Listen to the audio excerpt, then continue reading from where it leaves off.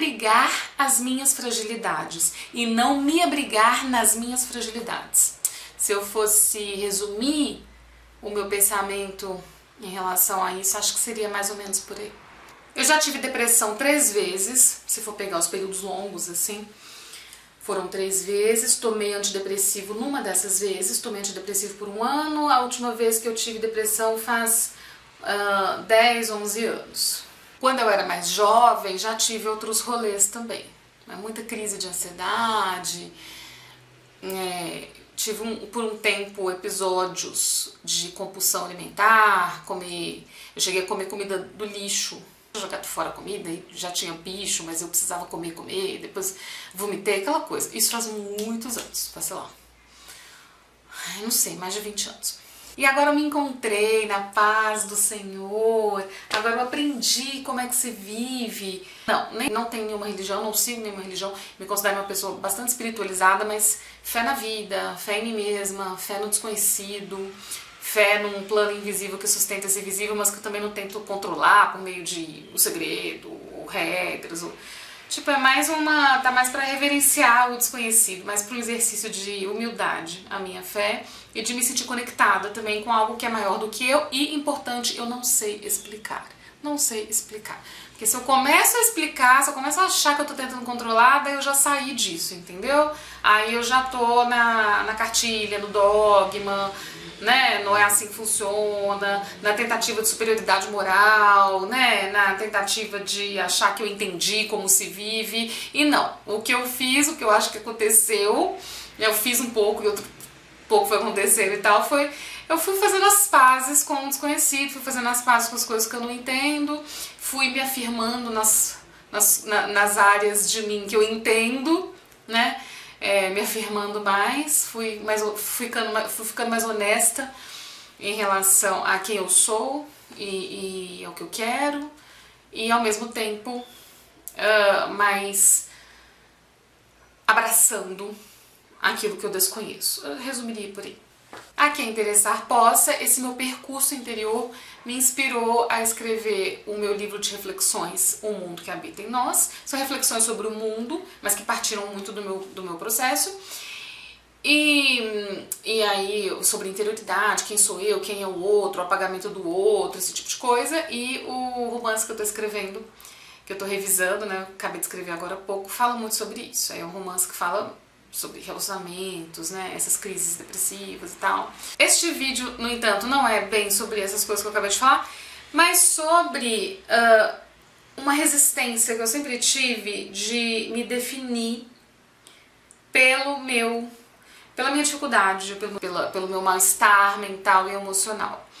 Eu sempre resisti a isso. Inclusive, eu tive um psiquiatra que ele queria muito me colocar nesse lugar, né, de pessoa deprimida, pessoa depressiva, personalidade depressiva, e ele me falava assim comigo, de mim, sabe assim, e me mostrava estudos, certas pessoas são assim e tal. A questão é que eu não me relaciono assim comigo, sabe, me pensando assim, me vendo assim, pelo menos não na maioria das vezes, não, com certeza não na maior parte do tempo. E eu me causa estranhamento quando eu vejo alguém fazendo isso, e eu acho que tá cada vez mais comum, né? Pra mim, nunca foi um bom lugar. Eu conheço algumas pessoas, por exemplo, que têm bipolaridade e aí lidam de modo muito diferente com a bipolaridade. Tem um grande amigo meu que é bipolar, ele foi diagnosticado tem muitos anos, assim, mais de 30 anos, toma 2 remédios e ele vive muito bem com a bipolaridade dele, ele fala, né, eu tenho bipolaridade e tal, mas ele tem um jeito de falar da própria bipolaridade que é muito rico, assim, porque você vê que é uma coisa a mais que ele tem, não é quem ele é, né, é uma coisa aí a mais no caldeirão de coisas que o formam, né, ele tem uma história, ele tem um jeito de ser. Eu conheço outras pessoas que não, tipo, deixam um lápis cair, minha bipolaridade, não sei o que, tudo é bipolaridade. Eu conheço TDAH também, né, tudo fala como se a pessoa, como se tivesse se carimbado, assim, e ela se identifica muito com aquele carimbo.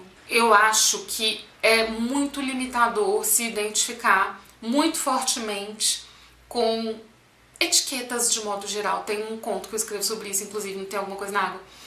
Eu acho que é muito limitador, porque nenhuma etiqueta contém alguém inteiro, né? Nenhum sintoma, nenhum, sei lá, nenhuma categoria assim contém alguém inteiro.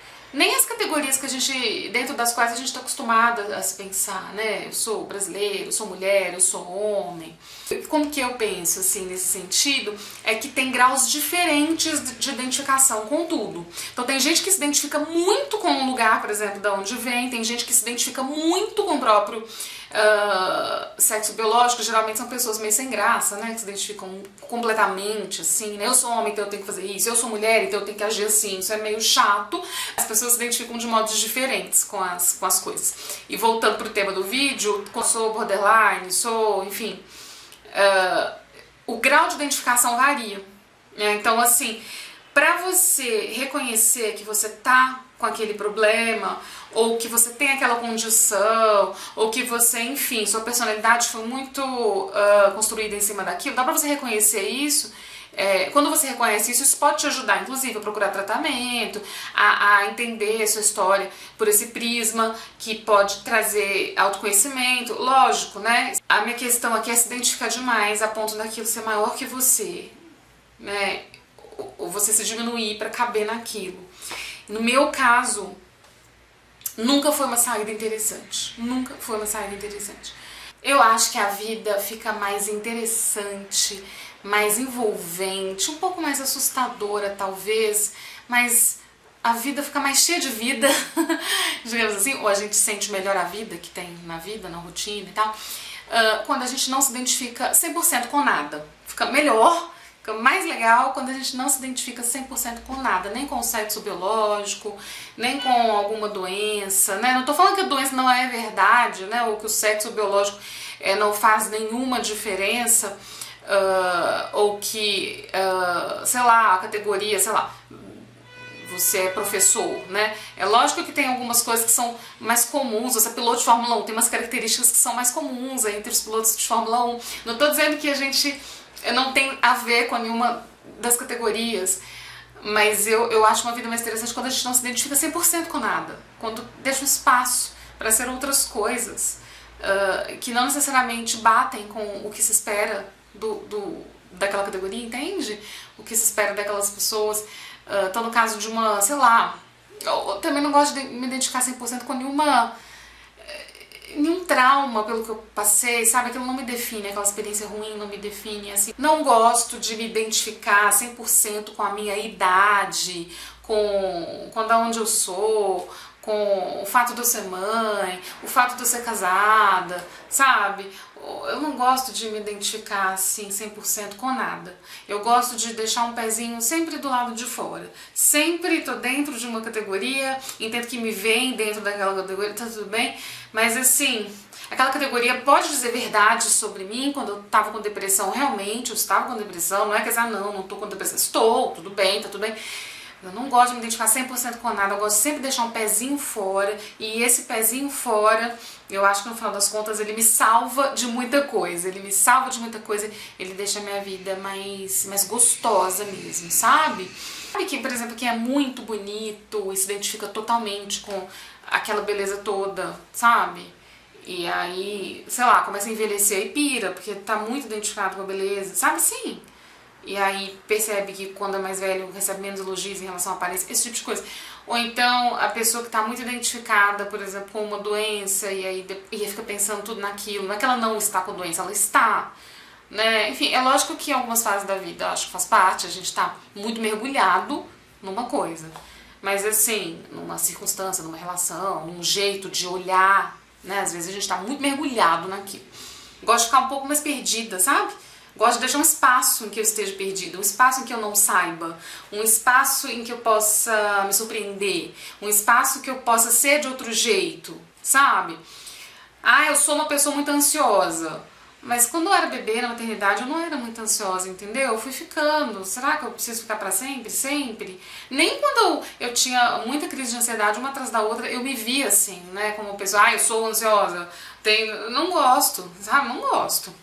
É assim, puxa, tô passando por vários episódios de ansiedade. Nossa, tô numa fase super ansiosa, né? caramba, quanta ansiedade, mas assim, eu sou mais que isso, entende? Eu não sou só isso. Acho que quando se identifica muito, aí corre o risco de esquecer que se é outras coisas, ou se pode ser outras coisas, ou se pode ter isto, ou ser aquilo, e também ser outras coisas, não ser só aquilo.